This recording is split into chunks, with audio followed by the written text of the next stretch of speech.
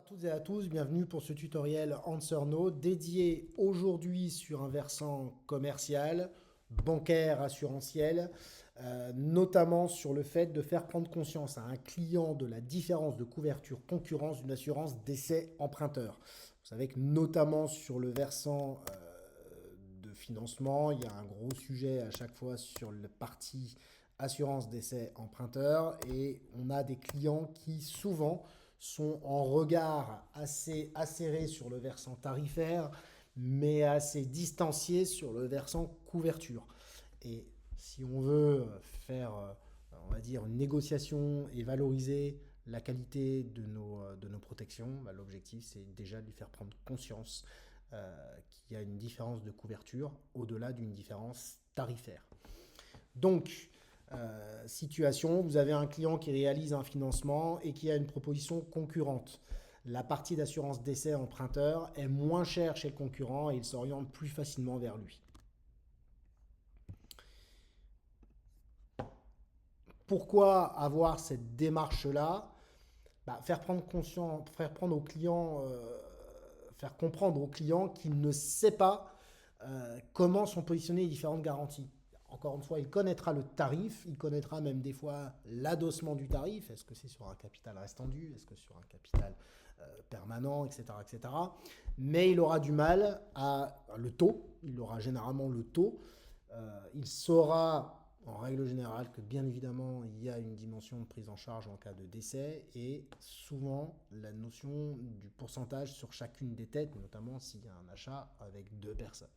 Ça, c'est des points sur lesquels régulièrement on a des clients qui sont un minimum avertis. Par contre, quand on parle des garanties, on commence à arriver dans un no man's land de connaissances et dans un no man's land d'évocation de ces éléments-là par la concurrence. Faire prendre conscience au client l'importance de certaines garanties indispensables de son assurance, c'est fondamental, et amener le client à valider nos garanties comme prioritaires et à relativiser la différence tarifaire. La différence tarifaire, elle sera toujours en relation avec la qualité de couverture.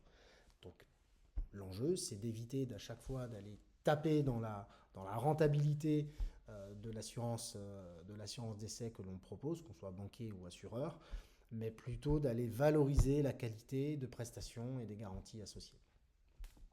Et assurer la validation de notre offre sans ou avec très peu de négociations, c'est l'enjeu aussi principal. Point particulier, on va travailler sur cette partie d'entretien au moment de l'évocation par le client de l'offre concurrente. Donc le client évoque l'offre concurrente, c'est à ce moment-là qu'on va déclencher cette dimension de l'entretien. Par contre, ça nécessite en amont de connaître ses points forts vis-à-vis des concurrents généraux et spécifiques. L'autorité de compétence, elle est fondamentale. Et l'objectif, un des fonctionnements de cet outil, c'est faire dire au client « je ne sais pas ». Ça veut dire que là, on reprend la main dans la négociation. Et, chose extrêmement importante dans cet outil, on positionne uniquement par questionnement dans un premier temps. Donc on évite de montrer au client que nous sommes contre la concurrence, mais à défaut pour lui. Les questions permettront de reprendre cette autorité de compétence que le client ne donne pas forcément d'origine et qui nous prend des fois juste pour, on va dire, un guichet à négociation. Erreur à éviter, argumenter de façon affirmative sans poser de questions. L'enjeu, c'est vraiment de poser des questions, faire prendre conscience et alimenter par notre autorité de compétence. Critiquer les concurrents, on n'est pas là pour critiquer ni nos confrères ni nos concurrents, je préfère d'ailleurs le mot confrère à concurrent. Et puis on reste sur le terrain du prix, rester sur le terrain du prix, ça c'est une erreur à éviter, hein, je répète, aucune chance de gagner parce que sur ce terrain de jeu-là, on aura du mal. Je vous rappelle une métaphore assez simple, si demain je décide d'aller sur un terrain de basket avec Tony Parker, vu ma taille, vu ma compétence en termes de basketball, ça sera extrêmement compliqué. Si j'essaye par contre d'aller sur un mini-terrain, c'est-à-dire un terrain où le panier de basket serait à 50 cm du sol, vu sa taille et vu son habitude de jouer sur un terrain avec un grand panier, j'aurai un peu plus de chance. Pas dire que je vais gagner, mais j'aurai déjà plus de chance. C'est exactement la même chose, on change le terrain de jeu, on change le terrain du prix pour l'amener sur un terrain sur lequel très certainement le concurrent n'est pas allé et sur lequel moi je suis à l'aise. Étape 1, on prend acte de la différence tarifaire. On accepte, du moins on ne valide pas, mais on accepte cette différence tarifaire. Et on va poser une question générale sur la compréhension du client par rapport aux garanties. Donc là, on va commencer à ce changement de terrain de jeu et aller sur celui qui nous convient, à savoir la notion de la garantie. Ça pourrait donner comme exemple, bien noté pour la proposition de la banque Saks. Voilà. Concernant les garanties, qu'est-ce que vous avez retenu de leur proposition? Qu'est-ce que vous a dit mon confrère de la banque Saks? Donc là, on valide, on va dans son sens, très bien noté, bien vu. Par contre, concernant les garanties, qu'est-ce qu'on vous a dit? Et c'est là où on va voir déjà la qualité d'argumentation, qualité d'explication, la qualité de professionnalisme de notre confrère, la qualité de compréhension du client associée à cela. Et donc c'est là où on va voir quels sont les points sur lesquels on va pouvoir accélérer, mettre en perspective, mettre en exergue.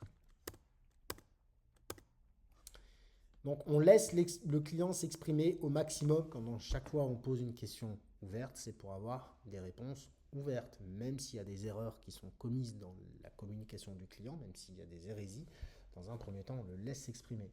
On alimente par des questions d'ailleurs.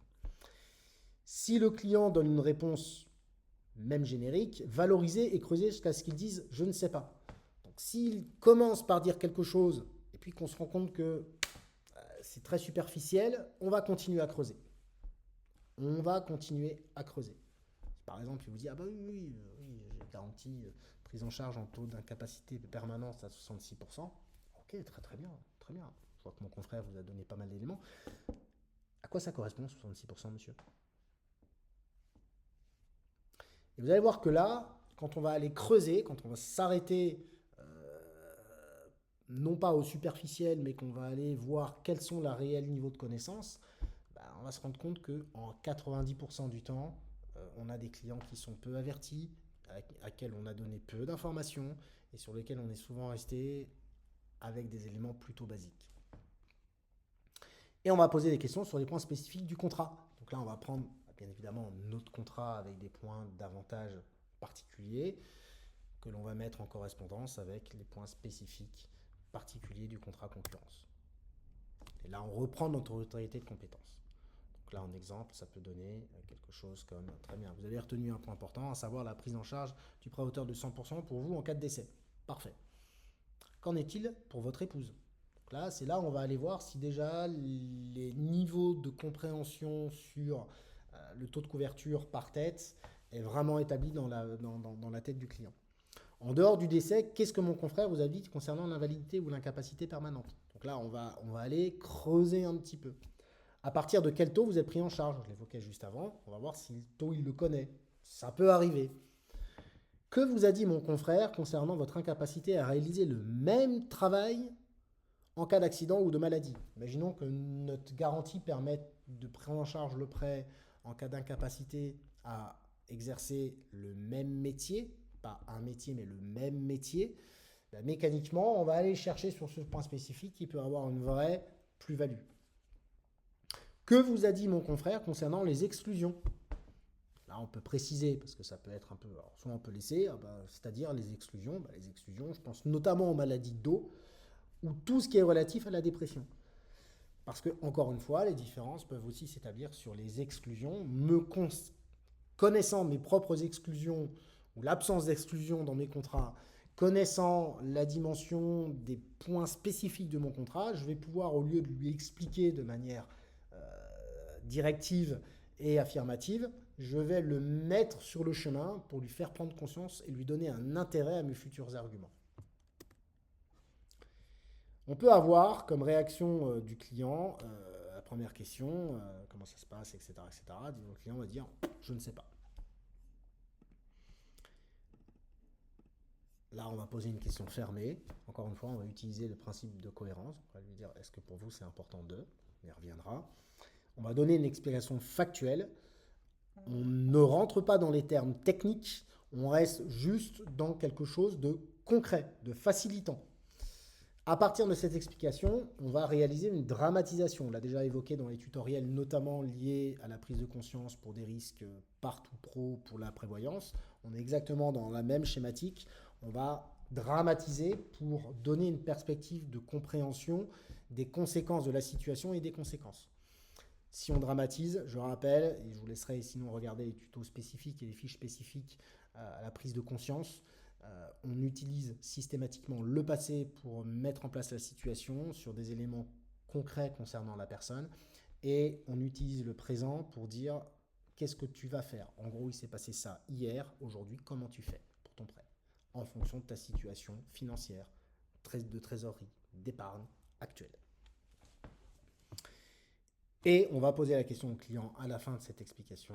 Est-ce que pour vous, c'est important qu'on vous trouve une solution pour justement pallier à ce différent niveau de risque? Donc comme exemple, hein, on peut reprendre. Ok, très bien. Est-ce que c'est important pour vous de savoir comment cela se passe si le risque se confirme? Donc là, on évoquait un risque de décès, d'invalidité, d'incapacité. On va l'évoquer.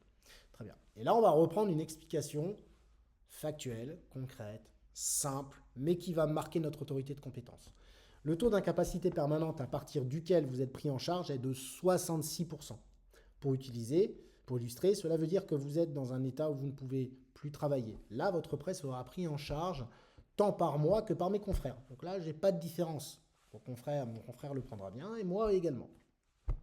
Mais si vous êtes à 20, 30 ou 40%, que vous pouvez exercer une activité, mais pas la même, avec un risque de perte importante de revenus, alors là, il est important de savoir comment vous êtes pris en charge.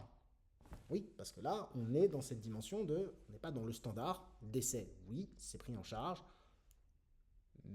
Si on a 66%, oui, c'est pris en charge par moi et mes confrères. Par contre, qu'est-ce qui se passe sur des situations qui ne tombent pas dans cette escarcelle? On va dramatiser. Hier, vous avez eu un accident vous générant une incapacité. Je ne vais même pas parler de décès, j'aurais pu, là je parle d'incapacité. Au bout de 20 mois, vous êtes reconnu par le médecin conseil de la sécurité sociale à 20% d'incapacité permanente. Cependant, votre blessure à l'œil ne vous permet plus de continuer votre activité de chauffeur. Et l'assurance que vous avez prise chez mon confrère ne vous prend pas en charge dans cette hypothèse. Prend en charge à 66, mais pas à 20 si vous pouvez exercer un métier. Comment faites-vous? Qu'est-ce qui est important pour vous? Donc là, je le remets face à des responsabilités qui sont les siennes. Grosso modo, est-ce que je préfère aller économiser 10 euros par mois ou 15 ou 20 euros par mois pour derrière prendre un risque sur la totalité de mon patrimoine financier ou immobilier ou de ma vie en général et celle de ma famille, donc ma femme, mes enfants? Qu'est-ce qui est important pour moi? Est-ce que c'est d'économiser aujourd'hui 20 euros et de prendre ce risque-là, ou est-ce que c'est demain de payer ces 20 euros-là, si on parle de montant factuel, et derrière d'être certain que quel que soit ce qui va m'arriver, je serai couvert et je ne mettrai pas en danger ni en péril ma famille. Si le client donne des solutions, première question, faisant apparaître des certitudes non fondées, on part souvent, et on l'a évoqué dans un précédent tuto également, je continuerai à avoir mon salaire, je pense que j'aurai une prise en charge, je pense que j'aurai une prise en charge, c'est une récurrence de réponses que l'on a. On va acquiescer le retour du client, on ne peut pas le déjuger, par contre on va reprendre l'explication de la prise en charge du prêt en cas d'incapacité permanente, partielle ou totale. Et puis on va faire une projection via la dramatisation, à nouveau, de sa situation propre, on est là pour parler de lui, qui va mettre en exergue les conséquences concrètes en cas de sinistre avéré. Et si là, on prend des exemples, donc j'entends parfaitement ce que vous me dites, je rappelle, entendre plutôt que comprendre, on ne valide pas non plus ce qu'il dit, on entend, ce qui est une réalité. Deuxième élément, le taux d'incapacité permanente à partir duquel vous êtes pris en charge est de 66%. Donc là, on reprend l'explication pour illustrer. Cela veut dire que vous êtes dans un état où vous ne pouvez plus travailler. Voilà. Et on reprend le même exemple que tout à l'heure. Là, votre prêt sera pris en charge tant par moi que par mes confrères. Et on réexplique qu'à 20, 30, 40%, ce n'est pas forcément le cas. Ce n'est pas forcément le cas de mon confrère a fortiori. Et là, on repose une question fermée, à laquelle on est quasiment certain d'avoir une réponse positive qui va nous arranger. Si je vous trouve une solution pour éviter de cumuler une conséquence financière permanente à une conséquence psychologique ou physiologique, et peut-être de devoir vendre votre maison, est-ce que cela vous intéresse? 90% des gens vont bien évidemment dire oui. Voilà, on est vraiment dans une partie d'entretien extrêmement importante quand on parle d'emprunt, d'ADE, et surtout quand on a face à nous un client qui est allé voir la concurrence et qui est en train de négocier. Il a raison sur le fond, mais négocier sur un tarif plutôt que sur une couverture. Et nous, notre rôle de banquier, d'assureur, c'est bien évidemment de valoriser notre offre, mais de couvrir au mieux notre client. Donc dans ce cadre-là, on va changer de terrain de jeu et on va l'amener sur un terrain de jeu qui va bien nous arranger, qui est celui de la qualité de la couverture, sur lequel le client soit souvent prêt à mettre un peu plus que ce que le confrère avait proposé ou ce qu'il avait imaginé mettre. Voilà, en tout cas, bon entretien à vous et au plaisir d'un prochain tutoriel en Cerno.